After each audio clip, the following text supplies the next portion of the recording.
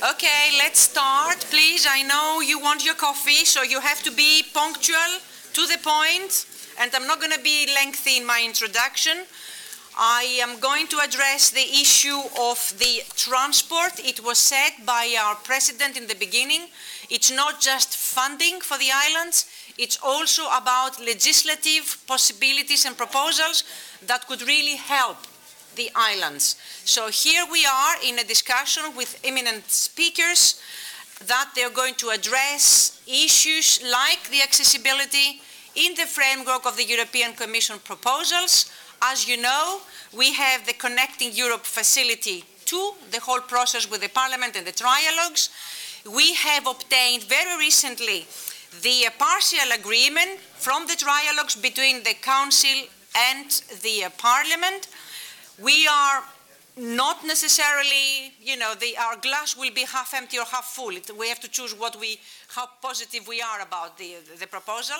There are some positive elements because, of course, the accessibility is there. We have been talking and talking about accessibility being a principle to be part of this Connecting Europe facility. Now we have it. We will hear what exactly does it mean. But we don't hear a lot in the proposal about the maritime transport or this model shift for environmental purposes. So there again, it's an issue we would like to see happening, or how would that be in favor. And the second part, very important, is the future revision of the trans-European transport networks, 2023, if I'm not mistaken, or earlier, if this would happen. That's also another subject where we, as islands, would like to have a particular position in place, and we have voted a final declaration where specific proposals to that subject have taken place. Of course, the connectivity between Ireland and the rest of Europe is also important to be addressed post-Brexit. So, various subjects and initiatives and incentives that we're going to be hearing from our minister as well on islands within a given member state. So without any further ado, I'm going to give the floor to our keynote address by the Deputy Minister of Maritime and Insular Affairs. Don't forget, Greece has a ministry for insular affairs, for islands, which is really important. The same thing with Croatia. And so, Nektarios Santorinios, a big friend, and the Minister, please, the floor is yours, Nektarios, for your speech. Thank you very much, Eleni. Allow me to speak in Greek.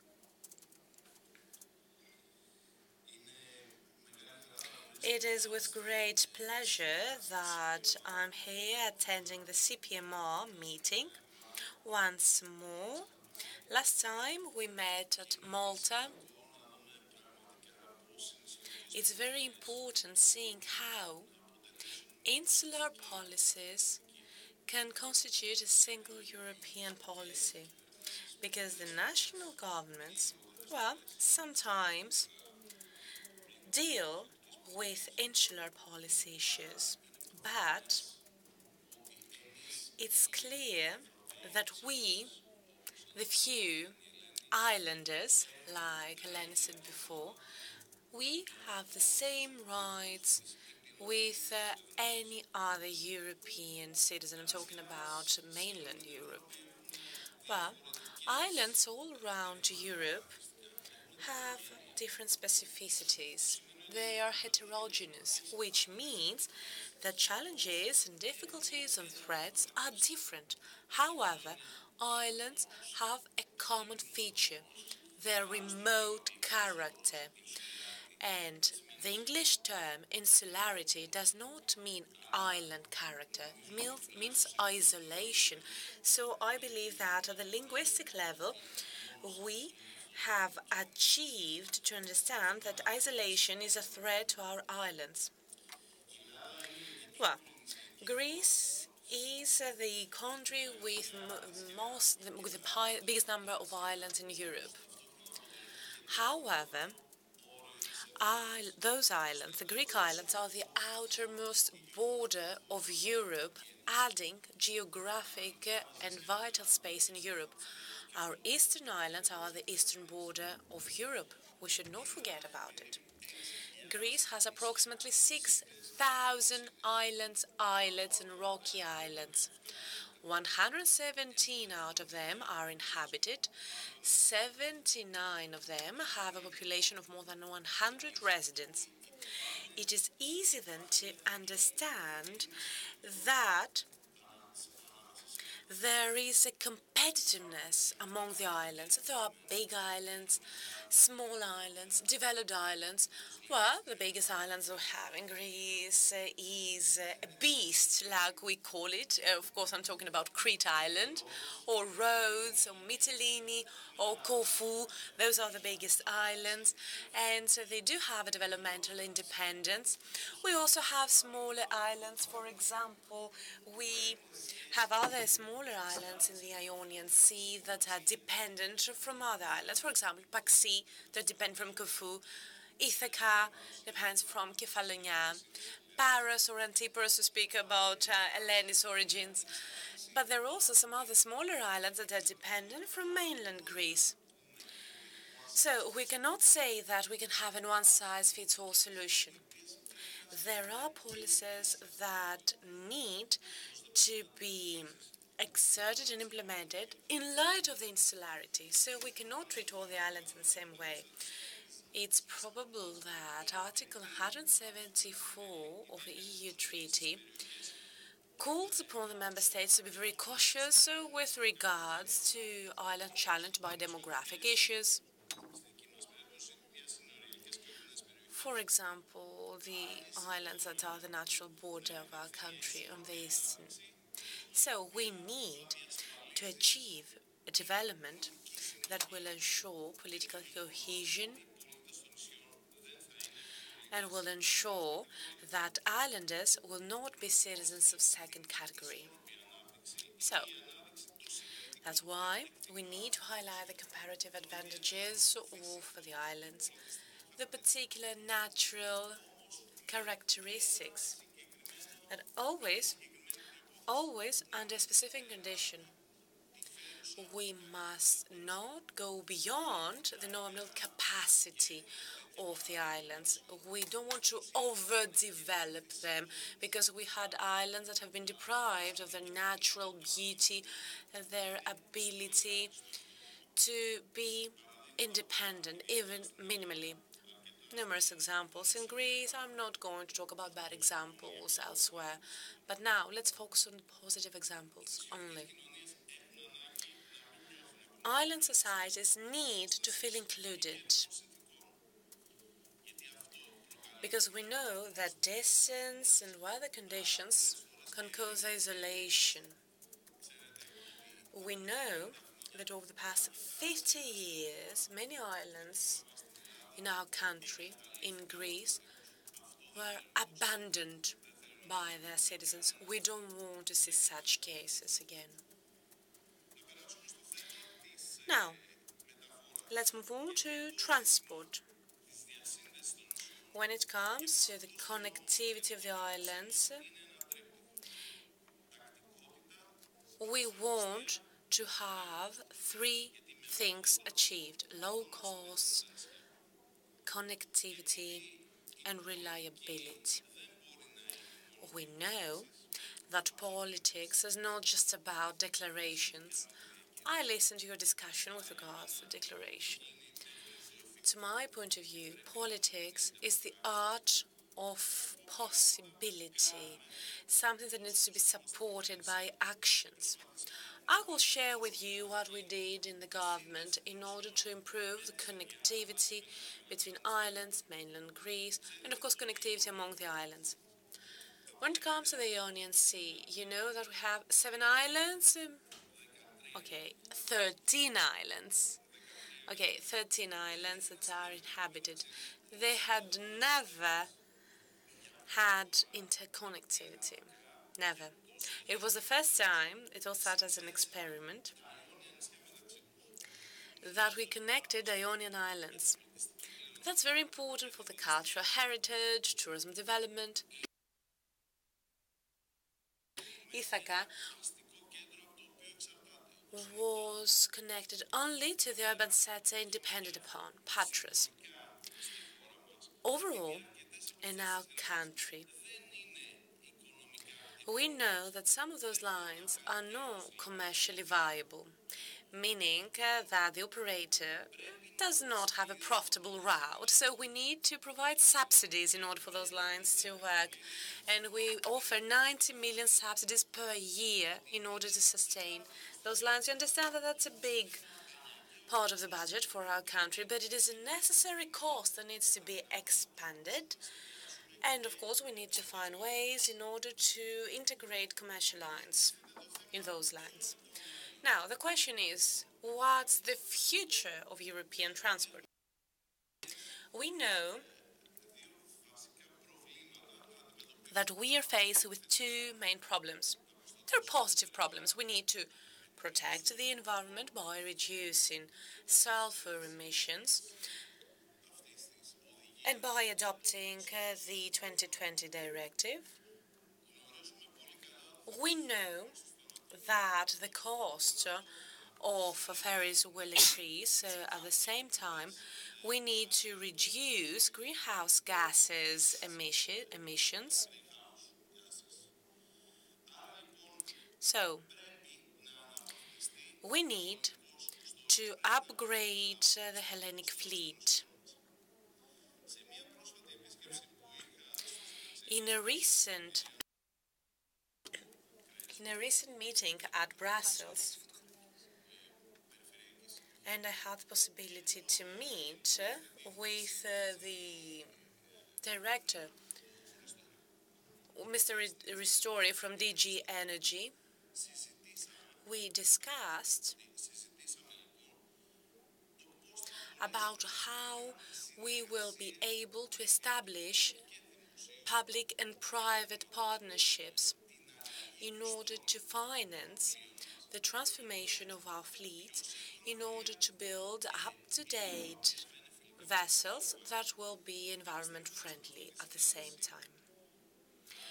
Returning from this meeting, I discussed with the Navy Chamber of Greece, and a study had already been drafted for the renewal of our fleet. In that case, we want to be able to offer multi-annual contracts to the fleet.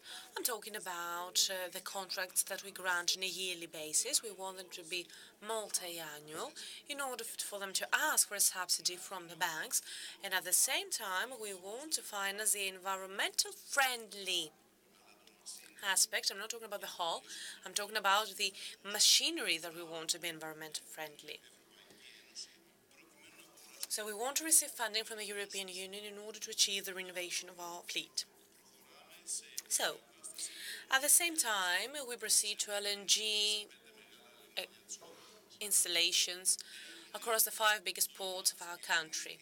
At the port of Kyllini, we had the first application for the power supply to vessels in the framework of the Element program that was financed by Interreg.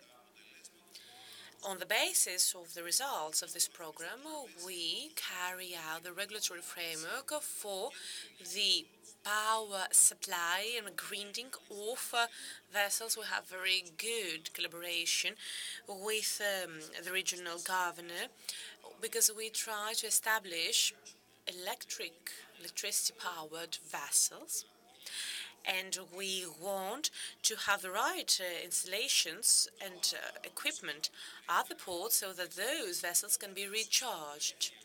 All these in the framework of the obligation of coastal shipping to meet the goals for sulfur emissions reduction, as well as the recent IMO measures with regards to CO2 emissions reduction. At the same time, given that the network, as it has been built so far, well, you know, it's one thing having 10, 12 islands that can be connected over one line, and that's all. Or having Corsica that can be connected to the land. One line is enough. And there's another thing, having a country scattered with hundreds of islands, and all those islands need to be connected with each other. So you understand that the grid is there. If you look at it on the map, one might think that it looks like a spaghetti plate. So we built an electronic, a digital tool to map this network through a specific state-funded program, and in that way we will be able to better create a network that will be more effective, cost-effective as well. But this also calls for port infrastructure. We cannot discuss in the frameworks of CEF or anything else about big ports only. We cannot miss discussion about the funding and financing of smaller ports. This is not just a commercial point of transactions, no. Ports are the hearts of the islands. It's where life is drawn to and life leaves the island. It's where people live and breathe. So we cannot just leave our islands behind, because this is like abandoning islanders and everyone working on the islands. We, at the government, through an ambitious program, powered by national resources, we have dedicated more than 120 million for improvement of port infrastructure and in order to run strategic character studies that can be financed under the next programmatic framework. But the question here is, are those port infrastructures going to be eligible in the next programmatic framework? This is where we need to claim more. We need to claim more budget for our islands. It's a matter of essence, it's a matter of life. I don't know if I'm boring you with too many details, but allow me to speak for a couple more minutes more in order to talk about a new financing tool. We're talking about the transport equivalent. In Scotland, Denmark, France, Corsica and other countries, this is a policy that had been implemented for many years now in very different ways, and usually with the financing of the transportation costs of passengers. Well, we diagnose a need here, a need to finance the island passengers by giving them the additional cost entailed in sea transport compared to land transport. So every time that an islander wishes to move, they state the specific islander code and the amount is refunded in their bank account at the end of the month. But what's the biggest cost entailed there? It also has to do with the cost for the transportation of products. And now that we try to include Crete in this transportation equivalent, because we talk about products and just passengers, this is the biggest cost. And in that way, with the same philosophy, we finance the transportation of our products. And in the remote islands, we also finance the transportation of fuel. And it has a new budget, 350 million euro per year. So you understand that our government, the Greek government, finances insularity, minus the projects I mentioned before that account for 120 million euro. Every year, we dedicate 240 million euro per year on insularity. We are members of the European Union. We are members of a family that needs to understand that even the few have the right to claim political cohesion in Europe. Therefore, we ask in the money that we dedicate from our natural resources to include insular policy, to include ports, transport, in order to enjoy a better future for our islands. Thank you very much for your attention. Thank you very much, Minister. So, the Greek country is dedicating 240 million per year for islands. It's good for Ireland to know that what you were looking for in the earlier session. Does Ireland do similar activities? I think it's important to give incentives. So the Greek government is taking this bet for their islanders and for the projects with incentives and infrastructure projects, LNGs, the minister mentioned all of those. And there is a call on the European institutions as well, because that's national funds. Can we really do something more about the ports in the islands, even smaller ports in the islands, because it's important, the ports in the islands. It's not like any other port. This is really lifeline. And it's important sometimes at the European Union to also pay attention within the CEF or other financial instruments for this particular port. So let's go to another country now. For other incentives, I'm going to give the floor to Xavier, and we're going to hear the Balearic Islands experience.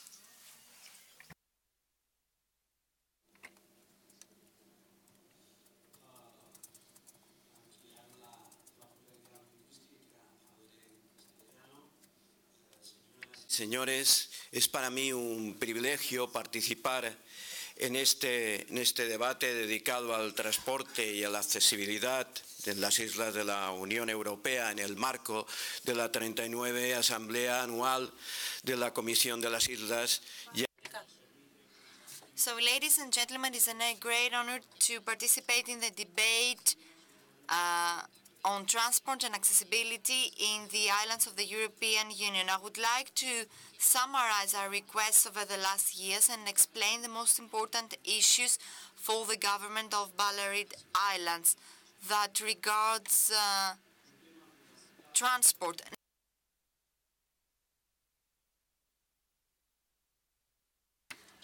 Especially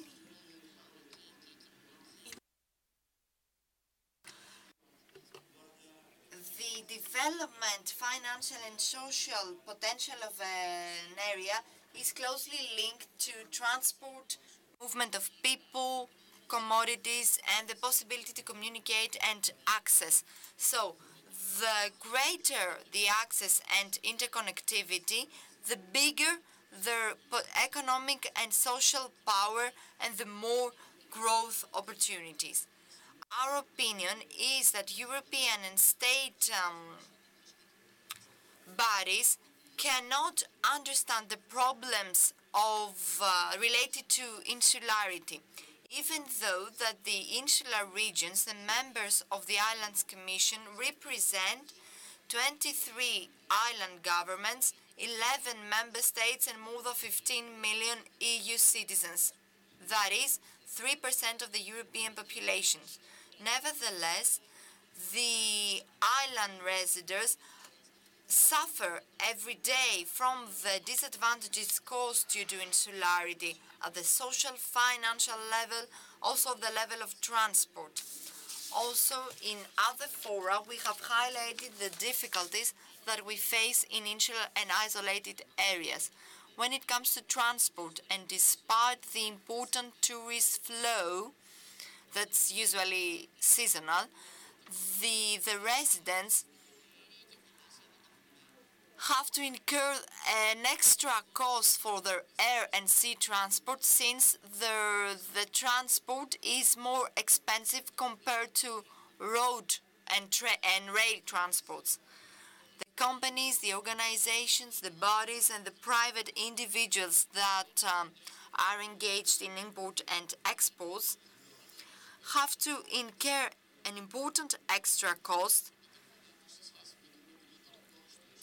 compared to the reduced cost for the same service in land area. Therefore, the high cost of supplies and export quite often cause the resettlement of insular enterprises. Balearic Islands suffer from a lack of territory cohesion. Our population is faced with access difficulties to specialized services available in land areas or bigger islands of the archipelago. We clearly state a blunt request for public control of costs, more frequent routes, quality of sea and air transport, and participation in the infrastructure management of transport. One of the major issues of our concern is the transport of hazardous goods. The enterprises of insular areas have to spend 4 times more compared to land areas. The disadvantages do not only involve direct costs. The enterprises based in land areas do not have restrictions that impose them to adjust their operations to the itinerary of shipping companies. They can have a truck outside their door to immediately provide service to them. This contributes to their fast response and the reduced need to have stock. The European institutions keep mitigating these differences in outermost regions. However, these subsidies are not provided to other insular areas such as Balearic Islands. Balearic Islands is considered to be an outermost region, and this deprives it of subsidies. So we seek to obtain a special regime in order to eliminate any discrimination. We understand the fact that the problem is not so much distance as lack of territory cohesion. So the fact that it is not a single island but an archipelago of islands further accentuates the problems. This is why we believe that we should establish a new regulatory framework that would balance those problems. The lack of assistance today limits the diversification of our economic activity. Balearic Islands had a significantly important and big shoes industry and jewel industry, which provided greater stability to our economy, especially given the global problems. If we omit to address the problem of insularity, we risked to only focus on the sector of services. For example, the de minimis rule on which the subsidies is based has a financial limit of 200,000 euros every year, which partially limits its effectiveness. This makes us less competitive and turns us into a vulnerable area. Those amounts may be important for SMEs, but for small enterprises, but they do not provide any support to medium-sized enterprises. In Balearic Islands, we argue that insufficient subsidies create an incompatibility in the operation of the single European market and render our enterprises more disadvantageous. This becomes further accentuated when we talk about areas of the archipelago where small islands have a double and triple island nature, such as Formentera in Balearic Islands. It is necessary to review the minimis rule for outermost and insular regions. Another hard issue is that Balearic Islands still cannot participate and benefit from cross-border cooperation programs due to the criteria of maximum distance. Also, Balearic Islands found themselves outside the European policy of transport.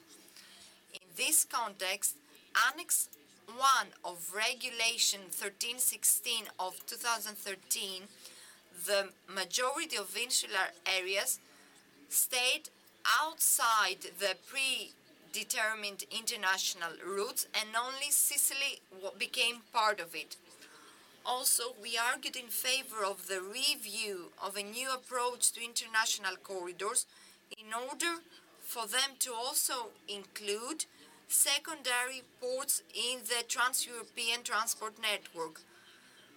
We appreciate the decision of the European Commission to include the Palma de Mallorca port in the Connecting Europe mechanism. Nevertheless, our proposal to create a new route between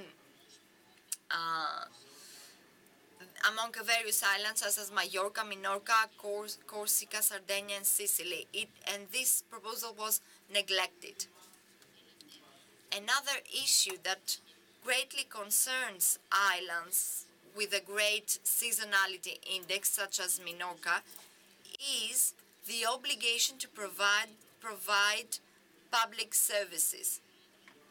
There are scarce routes imposed under the guidelines of Regulation 1008 of 2008 without taking into account the seasonality of touristic islands, having set a limit of passengers at an annual basis, while out of season there is decreased demand.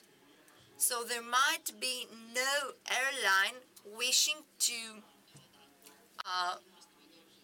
uptake this route during the winter. So we need greater awareness raising in this issue. When it comes to cost, some national states, as in the case of Spain, wrongly consider that the tariff system of OSP could allow for a cost that would exceed the mean market value. The relevant competition authority in Spain has already warned that the setting of prices above the market price can have an adverse consequence. Again, we find difficulty in policy making in relation to sea transport due to the competition in the transport between insular areas in order to set any OSP. Since the legislative systems rests in the principle of free market and makes any intervention difficult, even though we recognize that insular citizens receive an insufficient provision of services. Also, we need to establish systems that would guarantee discounts for residents without influencing the pricing mechanism. We believe that it's high time the problems of islands and archipelago found the necessary acknowledgement that would not justify any inequality. The position of residents and enterprises in our territories will always be disadvantaged when it comes to access of services, response time, cost, and we shouldn't prohibit or reject measures that only aim to mitigate those disadvantages. We need a commitment from the European Union. Thank you for your attention. I would now like to congratulate the Islands Commission for the great work, and once again thank you for the opportunity to participate in the General Assembly and address you. Thank you. Thank you very much, Xavier. So we have, of course, the cost of insularity that have been mentioned also for Spain, and some mention on the new trans-European networks and what Europe can do. Of course, it always comes back to you. Motorways of the seas, I heard also, maritime transport, connectivity between islands. Would that be something that could bring equity eventually to the way islands have to compete within a single market, and they do have added problems in terms of commerce and in terms of product distribution. So the floor goes to you, Helmut. So you represent the Commission now, so we would like to hear from you what are, well, DigiMove. You're not going to represent Digi Competition or everybody else, so from the DigiMove's perspective, where we stand.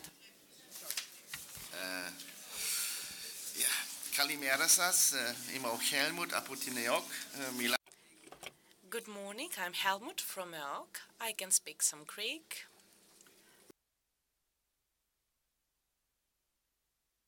English simultaneously. Είμαι χαρούμενος να είμαι εδώ. It's a great pleasure being with you on the beautiful island of Corfu, Kerkira. So, like I said, good morning. Now I'm going to switch in English. That's all my Greek for now.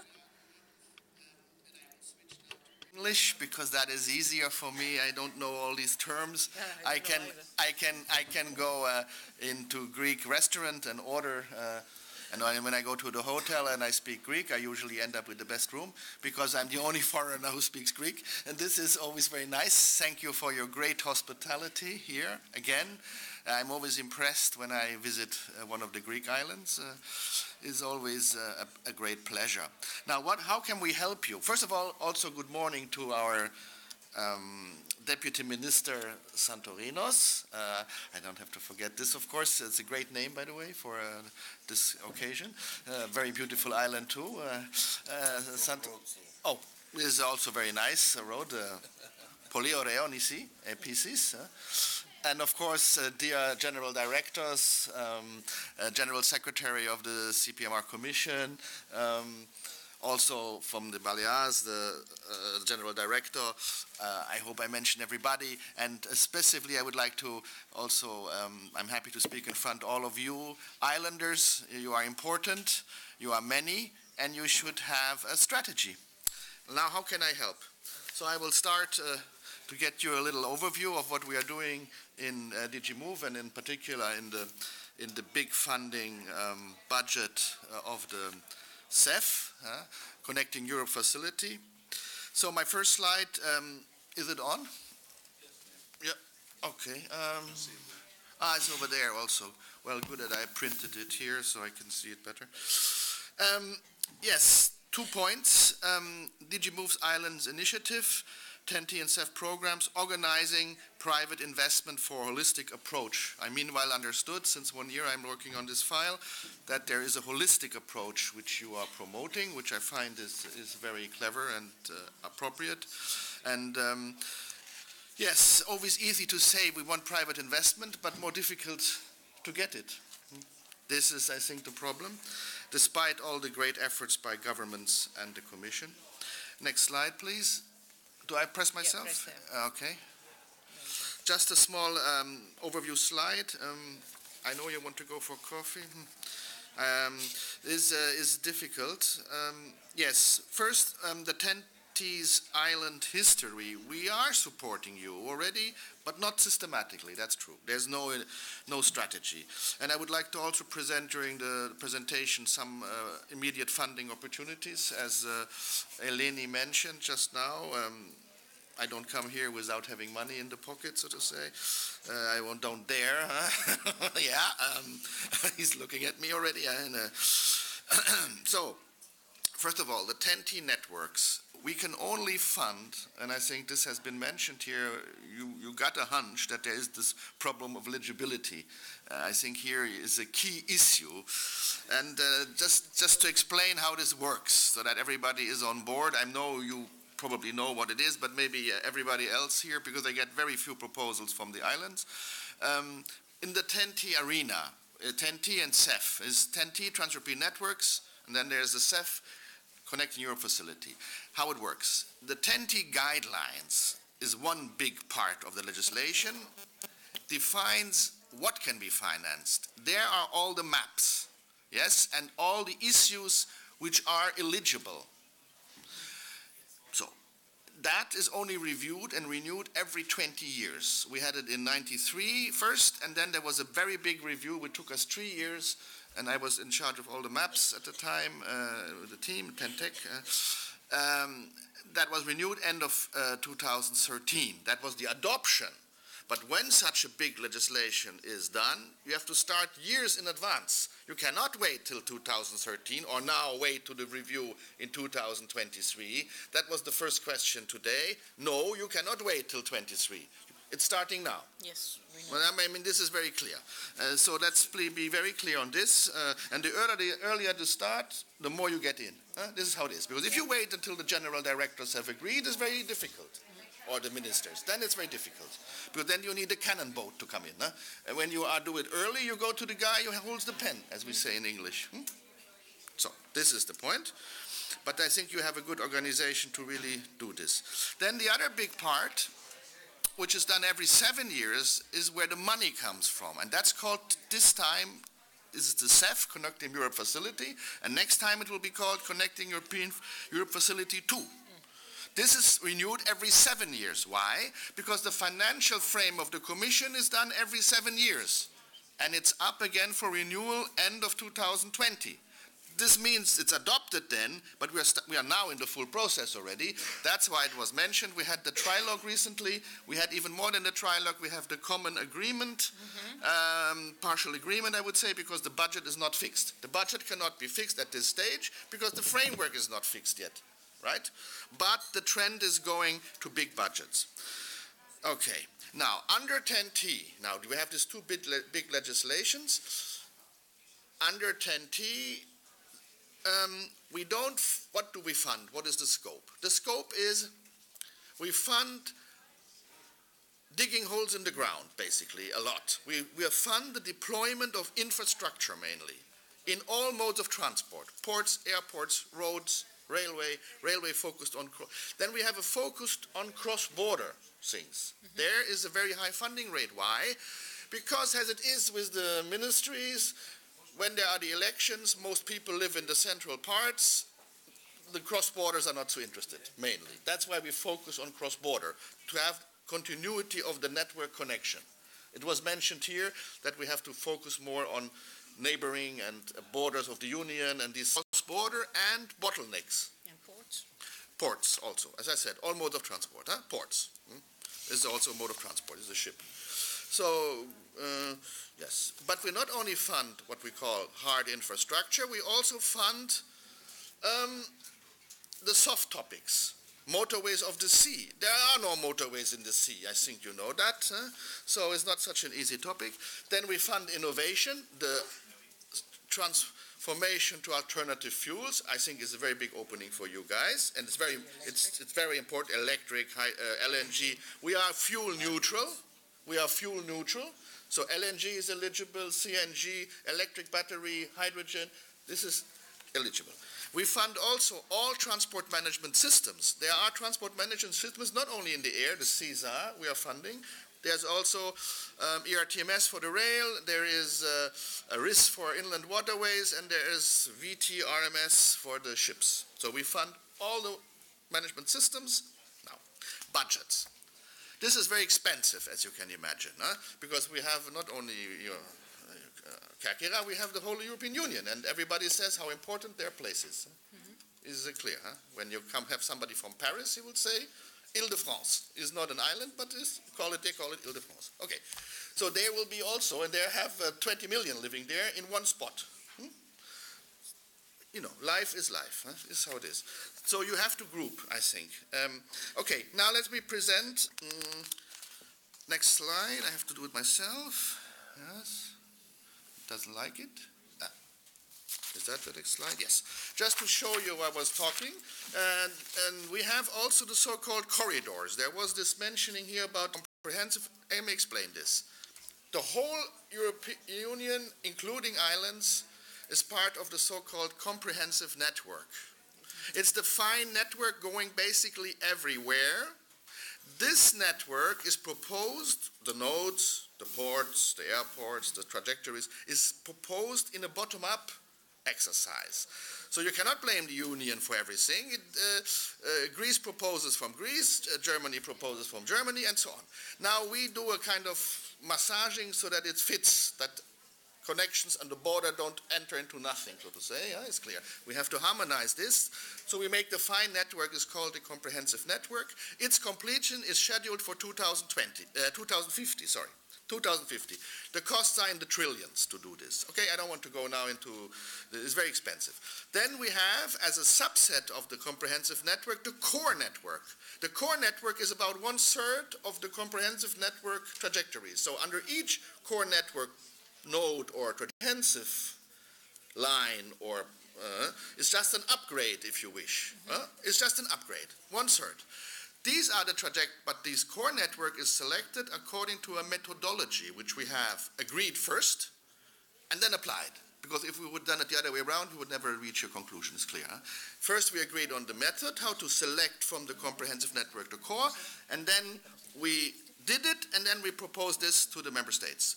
That's the core network, which is the thick lines and the thick nodes. Then another subset of the core network are the so-called corridors. Why did we introduce the corridors? Because the core network, to complete it, is 2030 the target. Completely. 2030 finished the works. However, when we did this in 2013, we did not have the money until 2030. We only had the money until 2020. So we said, okay, we have to make a sub-selection in order to start funding parts of the core network. And then we said, okay, what is the union's objective? We want to connect all the countries in Europe, all the major centers, all the major areas, industries, and so on. That's how the 9 corridors were created and agreed. And you see them on the left side of this slide. They have different colors. And yes, there is this. Now, you see on the right side, because I'm here in Greece to honor the place, I made copies of the maps where it shows the comprehensive and core network. Red is the roads. Monsieur, yes. juste un mot, si vous m'y autorisez. Please. Allow me to ask a question. I just wanted to underline that, well, you know, maps are self-explanatory. Excellent work, but I'm sure that there are other islands that would speak on this level. Look what's going on with Corsica, Sardinia, Balearic Islands. I don't have much time. I can see how those islands are connected to the rest of Europe. Explanation of the map. On the left side you have the corridors. Yes, the Balears are not part of a corridor, that's correct. But then on the right side you're on the core network, this is Greece only. There's no Spain there on this map, on the right side. There's the Greece, there are the islands, and what I wanted to say here, you see in Greece, many islands are on the network. Yes, there's a very good job done by Mr. SANTORINIOS on the comprehensive. Yes, it cannot, you know, the core is for very large populations, the core. That is difficult to be on the core network. But of course, we have to treat all the countries. You were talking that we have to treat the islanders the same like the mainland and so on. There has to be equal treatment. So we cannot, yes. But it's a matter of negotiation, of course. But still, I want to say the positive element. One should not be always negative. We have already there's an island ministry in Greece. They were very successful. They made a lot of their islands on the network. You need more, yes, but then we have a revision coming. I just wanted to say this. But also in Kerkira, that's why I made a copy of Zoom. Yes, everybody can see these maps on the network, by the way, on 10T. You see interactive maps, and I copied out Kerkira, CORFU, and you see that here also is a port. Yes, I have to hurry up. Yes, yeah, you. But I wanted to explain this because there's nobody else who's going to explain this to you. For sure. Next slide. I will do this myself. I'm autark. Next step to accelerate. So we have now the CEF1 in operation till the end of 2020. We have very good success. We have big support from the institutions. And we have also a strong move to innovation. I think this is the big chance of the islands, in my view, to come in. I think there we have the Paris Agreement on climate change. I think everybody understands what the issue is. All the islands want to become green. This is not the question. The question is now how to do this quickly, okay? Now, that's then the money coming in, but still the CEF one has covered this to a good extent. The good news is, and I don't want to go more in detail here, the budgets will stay at the same level. So we're going to 40, maybe even a little more, 42 billion for transport, 30 billion energy, 8.7 most likely, and ICT, this is the ICT, IT networks, 3 billion. But when I say the CEF2 will have a similar amount available for our grants, but we have a leverage of 10 times this, of course. The overall activity is 10 times, because we have this, the 10T coordinates all the other budgets as well. From the member states directly, there is a lot of money coming.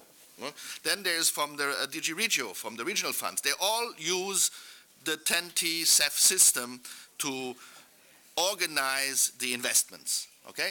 That it's complete and makes sense. It does not make sense if you do everything independently. So this is the reason that we have a coordinated approach, and we have been very successful now in these last years, and we will get most likely a similar amount despite the Brexit.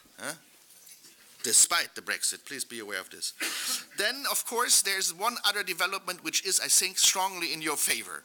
Is up to now, innovation was only up to 5% of the large budget. Now it will be up to 40%, meaning there is a very large increase, effectively, on your objectives, right? In the move to alternative fuels, alternative transport, it was mentioned this morning, but also there is this new approach of sectoral integration, the holistic approach, combining energy networks with transport and ICT. So the thing my colleagues from DG Anna have been doing with you since many years, Mr. Ristori, I know him very well, I was working with him a long time ago, but still, but the General Director of Transport is Mr. Hololai. Just to say this, you should come and visit DG Move. Yes. Okay, so that's another DG I'm representing. That's very good, but we are now trying to coordinate also inside the Commission. I'm coordinating myself with my colleagues from DG Ener to start this in DG Move. We have been absent, I know we were bad guys, but we will be more following this now. And here I think we are moving also, there's also the military mobility. Please be aware of this. You are, Greece is on the borders. Don't leave this out of your attention. There's also a simplification and modernization. Let me quickly go forward. Next slide. Next, this needs oh, now I made too many. It's a bit delayed here. Huh? Is slower. Then I go backwards now. Is it possible? Next step. No. That's the one. Holistic approach. Okay, we're already there. Achieving optimized solutions for islands. This is what you want. It's always easier said than done. I think we are proposing from DG Move a possible fast track to success. An island matrix of best cases. You have done a lot of studies, a lot of excellent projects in many different islands. This has to be brought together. Why?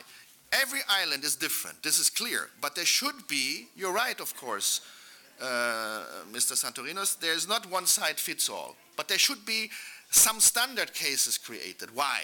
If you do prototypes for each island, it will be very expensive to finance, if you want to go to finance. But if you want to roll out, how we call it, to many islands, to many small islands also, you need to bring down the costs per unit. If you don't do this, it will be too expensive. And you will have it comes now, no private investor. Because the private investor, let me ask you this question, what does an entrepreneur like most? A profit. What do they like second most?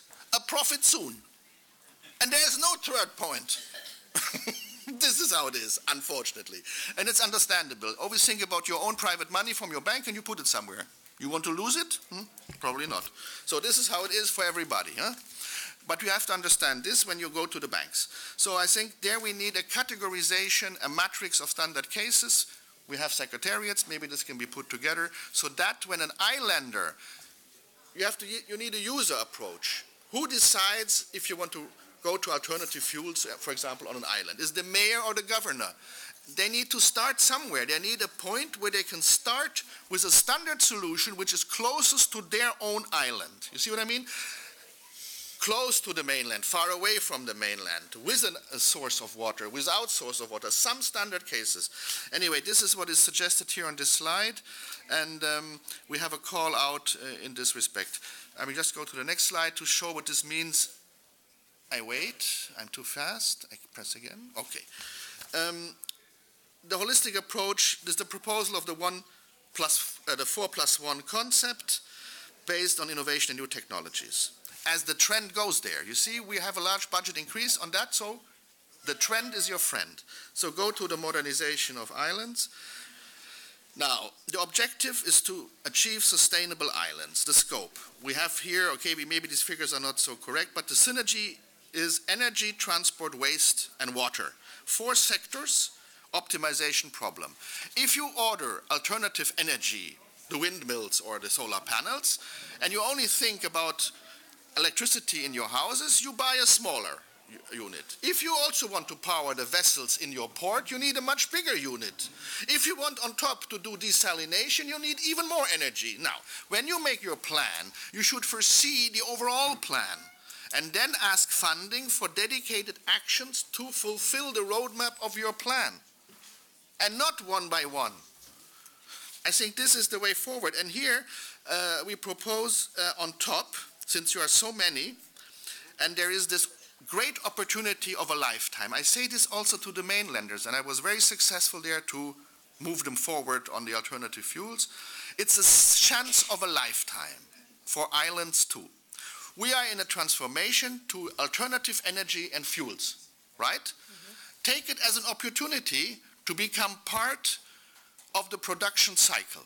Why? It was mentioned here, there is a big problem which is an addition to the mainland. You have a very large fluctuation of inhabitants during the year cycle. In the summer you have 5 times, 10 times more people than in the winter. Why? Because the tourists come. But you cannot say to the tourists, stay away, because then you're finished. So you have to live with that. How can you use this to your advantage? To have also more services. Services are only very expensive on islands. Why? Because, and now it comes, your amortization period is very short. Because you have to, when you have services, you have to plan for the time when you have a lot of people. That means you have an overcapacity during the winter time. Now, the only way to tackle this, to improve your amortization, is to have more people in winter. Because if you want to have less people in summer, yes, you can do this. Madeira did this. They just make a contingent on their number of beds. They say 20,000 beds, and that's it. And then there's no more people in the summer. It's very clever, actually, but has a disadvantage. But anyway, there is, if you want to do the same, do it. But if you want not to do this, then you have to find more people in the winter time. In the winter time means you have to have a second leg. You cannot just rely on tourism. Mallorca was saying they had leather production and goods, shoes, and very nice coats. I bought a coat there actually to help a bit, but still it's not enough if one person buys a coat there. So please, this is the way forward. Use the transition to alternative fuels and energy to take part of the production cycle to one of the islands or to an island. I give an example, my favorite example. When you want to transform your ships to alternative fuels, you were mentioning this as a priority, and I fully agree, and we are helping with this. But now, we did already in the past, so, but we can do more. Now listen, the big ferries you will have to do on the mainland shipyards. There's a huge installation. It's not possible to do this on, you can do it on Crete maybe, if on a very big island, but it's difficult. But what you can do, all the little ships which take the tourists around, electric ships, you can assemble on the island. Yes, you could, if you make an effort. And let me say this, you can try this as a negotiation position when you deal with the big industry and you say we are many islands and we have these categories and we need a lot of equipment for this category, and this category, then you can negotiate with them when they start building up the production facilities that part of this goes to the island. But you can only do this at that time. If you wait in 5 years, it's too late. Then they have built up industries on the mainland to deliver to the islands. It's too late. So you have to do this now. So when you do the common, what we call joint tendering, you should ask them, we would like to be part of this. I give one example, because I don't want to just blah, blah. There is a factory, a company in Belgium, which produces windmills in a box, Xant. I don't know if you, it is not invited here, but he made a very nice presentation. Just an example. What do? They deliver the windmills in a container, in a 40-foot container. So it's very easy to transport, the blades, everything, inside the container. And what do? They let the islanders, they train the islanders to build this and to do the maintenance. So they become part of the process. This reduces the costs, as you can imagine, but it also gives some production and maintenance cycle capability on the island. Now, this thing, I think, is a good example which could be followed. Is there anything else I want to say? Yeah, I know we have to drink coffee. So. But we have here a lot of money on the table. What is this? Organizing strong private investment. Yes, this has been working since 10 years. We're building this up on the mainland mainly, where we have, the problem is there are a lot of studies, nice projects done, funded by research. Excellent projects. Unfortunately, one prototype and then what else? Finished. No multiplication, no, this is not good. It does not reach the market. You have the research, you have the demo, and then it's too expensive to be multiplied on other islands, for instance. The trick is, how can you get from the demo phase to the rollout? The rollout means it becomes viable, or it starts to become interesting to companies to go into mass production. This, we fund, this gap is called the Valley of Death by the research people, because they have to this day not understood why is the Valley of Death. It's unfortunate, but I hope they will learn. But we have a solution we done for the alternative fuels on the mainland. We give money to go from the demo phase to the break-even point of costs and benefits. This is the point you have to reach or get close if you want the bank to come in. They will not come in when you're in the high-risk phase, at least not without very large subvention. And we help you bridge this gap with our so-called studies with integrated deployment with 50% grant component. We have done 112 of these babies, and we have spent $500 million of funds on this, very successful. Why is it successful? Because now the works, I say down there, 20% funding. There we help with the blending call. You heard the blending facility and blending call. This is the new concept where we say, okay, still not ready for the full bank loan. We help with another 20% to push you over this limit. And we do this on very big projects, and there's great success. And why not apply this to the islanders' strategy? Oops. This doesn't like me a lot here. Okay. So, not just talking, we have funded already things for shipping and islands. I just give here an example, a very big ferry, LNG, Twin Port 2. We have funded this. As you can see, the amounts, we have been generous. We don't fund everything because we have to be careful. It's also your tax money. But we have funded, of the 97, we funded about a third. And this is the ferry in the north between the port of Helsinki and the port of Tallinn. It's an LNG, very large ferry, as you can see. This has been, is working. Now, this gets to my nerves. Shall I do that? No, US does it with a delay. This is, yes, things are. Anyway, now to show, these are the Greek islands. This is the recent project. The other one we funded in 2013. I think this is now 2017. It's in Greece. So don't say that Greece cannot do innovative things at the top level of technology. Huh? You can. Don't be too modest, I always say. Be bold. This is the project we have funded in the recent call on the blending. There was only 20% funding in this here, and they are funding, I think, 4 ferries from Patras down to several islands, 4 islands.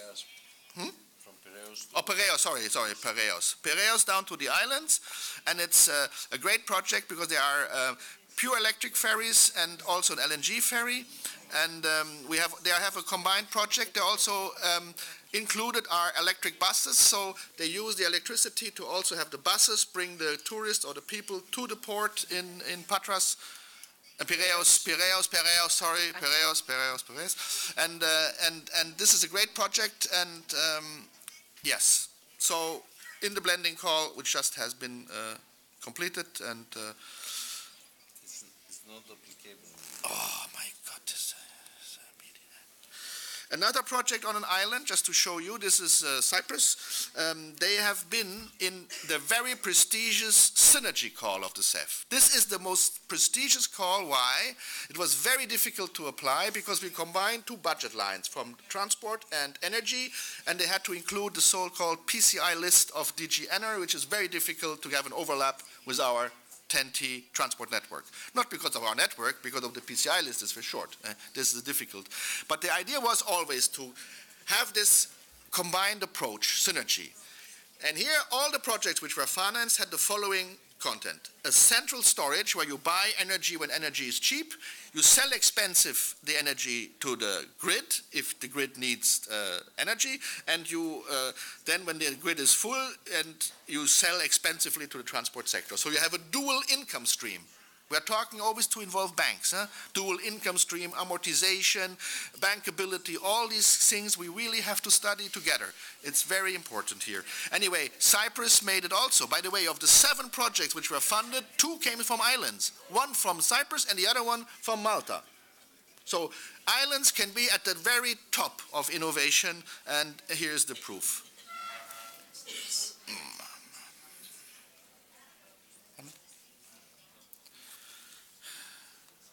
Okay. Another way to do this is to go. Yeah, I know, but no, I'm not overrunning my. There is another way to do this. Don't start at 0. I always say. Okay, you don't like the mainlanders too much, I know, but they have good ideas also. So we have funded a lot of projects on the mainland on alternative fuels. So when you want an optimized solution for an island, go to the best projects we have funded, right? For instance here, there are also even projects which connect the mainland to the island. In this project we put the ultra-charging. You know what the ultra-charging is? They are most advanced electric chargers, up to 350 kilowatt chargers. This is much more than Tesla can do. So it's really the top standard, European standard, CCS. And you see here is not only mainland, it's including Sicily. So Sicily was clever enough to join forces with the mainlanders. This is another way to go forward, just to show you.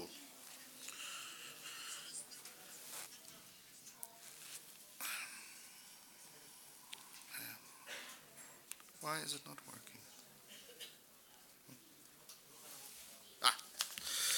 Another very good project, this is on hydrogen this time. It's not an island, looks like an island to you probably, but it's not an island, it's in Groningen. But still, it can be copied also to an island that has the island holistic approach. They do the same thing like the synergy with Cyprus. They do it on LNG and gas. They do it on hydrogen. Why? They have a lot of green energy coming from the Cobra cable. The Cobra cable is an electric cable through the sea coming from the north of Europe, going down to Groningen. And they have so much energy arriving, they don't know where to put it. They're melting down everything. So what do? They produce, with the excess energy, when the wind is blowing, they produce hydrogen. Because the hydrogen they can store and use it many months later. Right? And they store it in caverns, which is at low pressure. Anyway, this is also a very nice project you could have a look at when you think of your own projects. Now, I'm nearly finished here. Future opportunity. This is the last slide. Not just talking, we have open call. There's an open call which we put the islander inside. It's called isolated areas. The call is closing on the 24th of April.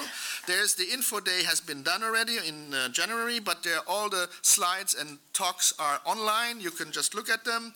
I'm there, the agency is there. I also will help you if you want to apply. It's just 100 million, 65 million for this thing I'm talking about. We can fund here alternative energy plus fuels, plus waste. This is holistic tree. I know, but it's mainly transport, but we can fund also the adjacent fields. You see this element now in the CEF 2 also. There's more easy to fund. I invented this, by the way. Article 33 is now generalized so that in future it's more easy to fund when you do one sector budget, you can fund the other sectors as well. But this is here in this call also. So you have alternative fuels plus alternative energy and waste recycling. Only ports, I mean, isolated areas, this would mean it has to be a port. And since it's an annual call, all comprehensive islands, the comprehensive network is eligible. That means all the islands, as you've seen on the map in Greece, are eligible. That's very important that we have the first real-life trials. It's very nice. It is large funding intensity. This is the first call. Then there is another call coming in summer. Exclusive. This is 50% funding is the trials and 20 to 42 works. In summer there's another called the brand new blending facility. This has been just submitted to the member states. We will have the meeting on the 25th for the member states to agree. Is the next step in innovation funding is the blending facility. This replaces the blending calls. It is it has many advantages. Just to summarize, it's a one-stop shop. The blending calls, as you know, were cumbersome to apply because you had to go through the bank first, then you get the letter from the bank, and then you come to the Commission to ask again for the grant. This was a lengthy process because then at the end you had to go back to the bank. This took 2 years. This is not good. It was not our intention from the start, but okay, we couldn't get it done. First step. Now with the blending facility, we will try to shorten this to 6 months. Why? You go to the bank does the technical evaluation, then they send us the list, and we just do a political decision and issue the grant with our agency. So we hope that this way it's shortened to half a year. This is an open call, meaning every 3 months. There's no deadline, but every 3 months will we do the evaluation. But of course, when the budget is expired, it is gone. It was initially 350 million. Unfortunately, with the Brexit, this will be reduced. I don't know the exact figure, but only innovation and ERTMS is eligible. So it's again a very big opening because all the others cannot apply. And please take this opportunity, and if you need help, you're very welcome. Thank you for your attention.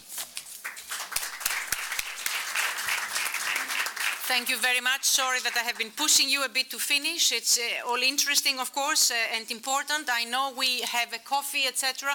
I had several questions, but I will just wait and ask you if you had any questions yes? Some comments. And some comments, but if you can please keep it short because we have coffee and then we are almost at lunchtime. So I'm going to give the floor to Cyprus, then to Crete, and then to the Minister, and that's it. The President wants to say something maybe as well? Okay. Thank you. A question to Mr. MORSI and a question and note to Mr. MORSI and Mr. Santorinios. Is the most insular region, state, or the most distant, let's say, because the pie, as you say, is certain. So everybody needs to pick a part of that pie of financing. So because you both mentioned, and I wanted to know that Cyprus is the most eastern part of Europe. Cyprus as a country and a region. So, and I'm very glad that you know that the project that could be very innovative as well. And what we are asking as a country from all the funds, it's our share of those funds is limited, unfortunately. So I don't know what, from our part, we can do in order to, as you mentioned, Mr. Santorinios is doing a great job in receiving funds from the European budget.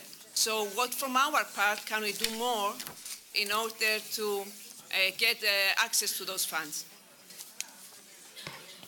Yes.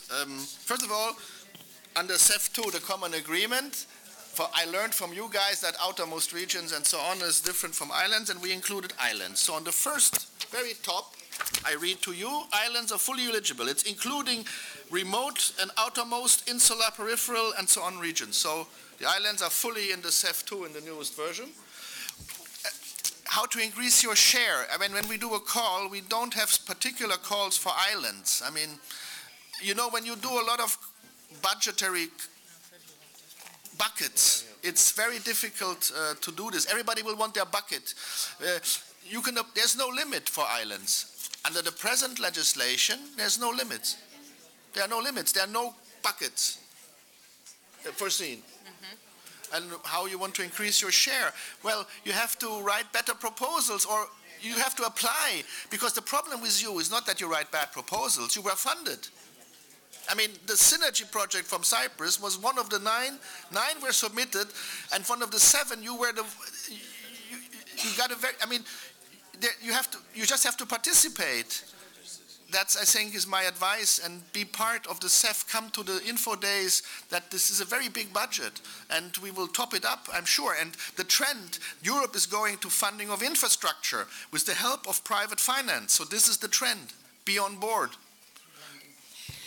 We are a bit sorry because we have the press conference, so we need to go, but the debate can continue if you still want to wait for the questions.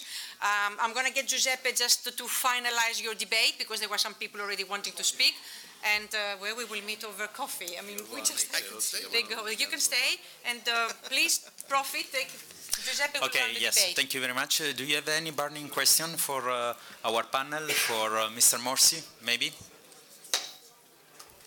Yes, there is one question. Please, George, you have the floor. Ευχαριστώ πολύ.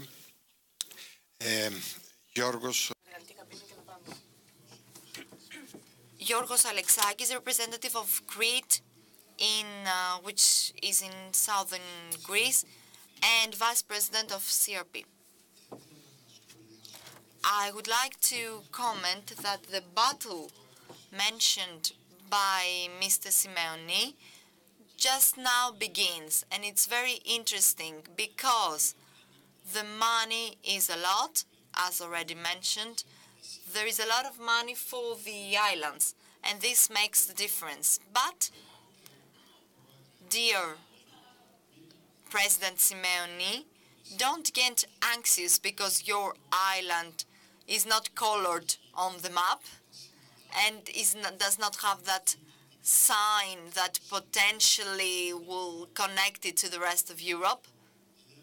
And I'm saying this because my island, which is colored and also has a sign, unfortunately is in the same situation as your island, as I have realized when I visited Corsica and as I know the condition in my island, Crete.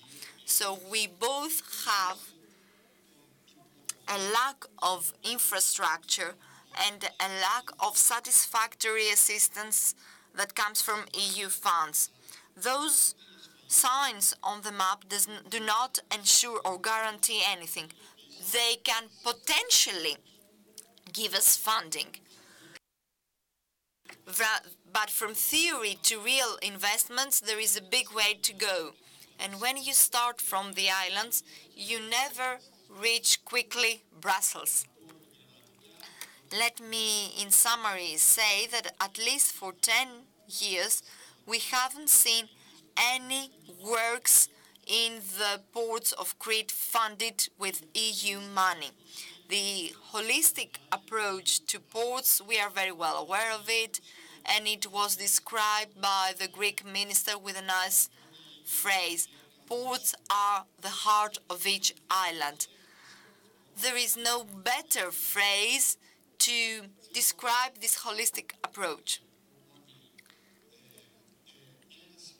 But one more point to make here. Mr. MORSI is very well implements the regulation. But our problem is the regulation itself. It's the regulation that is not friendly to islands. This regulation was drafted for Central Europe. It's not suitable to islands. We want to review the regulation. We want to allocate a minimum of funding for islands. We are not satisfied to compete with the Central European regions. We don't want a bigger share from the pie. We want the pie to get larger to the benefit of the islands. Thank you very much.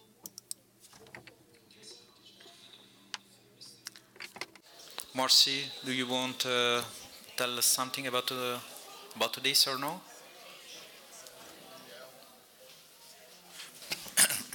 You are very welcome. What can I say? You were not coming to my office, that's for sure. Yeah. And I'm really on the policy floor since 10 years. So I think the problem is eligibility. I think that's the main problem. Not all islands are eligible under the CEF, okay? There we have the review coming up. You have to work through your government, through your ministry, that they propose to be also more islands on the maps. One point. The other point, the pie is large. It's just there's no particular part of it reserved for islands at the moment. Yeah? This is the point. It's not the point that the pie is not large. Ipita ine megalo, aladen eshitu komatisas. The pie is large, but you don't have your own dedicated share. That's the point. Huh?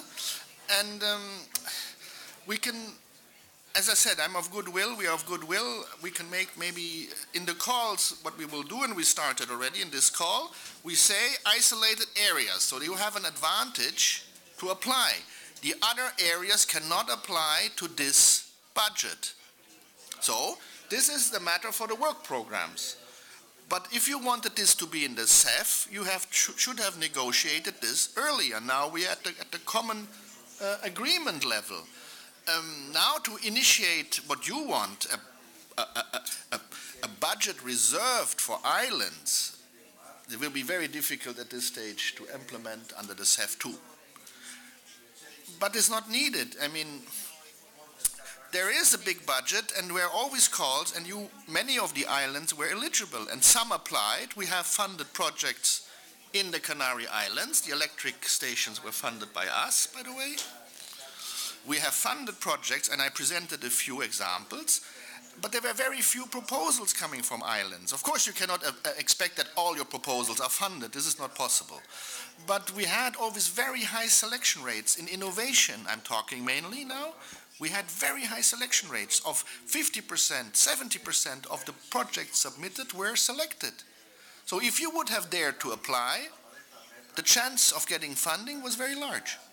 But of course, the project have to be decent, cannot be just has to be, that's why I always say contact successful projects which we have published, because these people, they received help, and I asked these people personally that they help also newcomers to apply.